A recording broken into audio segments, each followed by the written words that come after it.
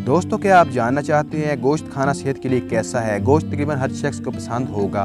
क्या आप जानना चाहते हैं गोश्त गाय का ज़्यादा अच्छा होता है या बकरे का अच्छा होता है? गोश्त तो दोनों ही ठीक हैं, लेकिन क्या आप जानना चाहते हैं ताकतवर ज़्यादा कौन सा गोश्त होता है? गोश्त इंसानी ग़िज़ा का एक अहम हिस्सा है जिसके इस्तेमाल से बुनियादी जूस, प्रोटीन और बहुत से विटामिन हासिल होते हैं। क्या आप जानना चाहते हैं गाय और बकरे के गोश्त में से कौन सा गोश्त गर्म तासीर रखता है और कौन सा गोश्त ठंडी तासीर रखता है?